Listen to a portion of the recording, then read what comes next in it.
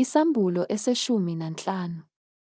Ngase ngibona esinye isibonakaliso ezulwini esikhulu nesimangalisayo. Izingelosi eziyisikhombisa zinezinhlupho eziyisikhombisa zokugcina, ngokuba kwapheleliswa ngazo ulaka lukaNkulunkulu.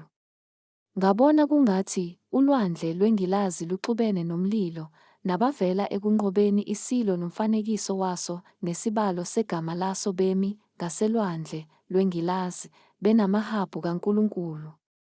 Bahlabelela igama likaMose inceku kaNkulunkulu negama leWundlu, bathi, "Mikhulu, iyamangalisa imisebenzi yakho, Nkosi Nkulunkulu, Mninimandla onke.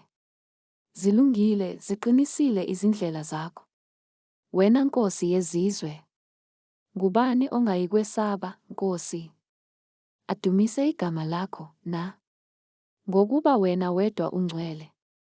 Nezizwe zonke ziyakuza, zikhuleke phambi kwakho, ngokuba izenzo zakho zokulunga zibonakalisiwe."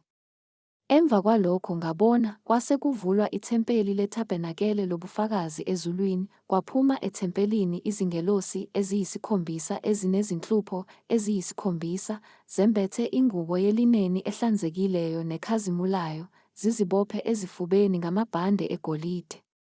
Esinye sezidalwa ezine sanika izingelosi eziyisikhombisa izitsha zegolide, zigcwele ulaka lukaNkulunkulu ophilayo kuze kube phakade naphakade. Ithempeli lagcwala umusi ovela ekukhazimuleni kukaNkulunkulu nasemandleni akhe. Akakho owayengangena ethempelini zingakapheleli izinhlupho eziyisikhombisa zezingelosi eziyisikhombisa.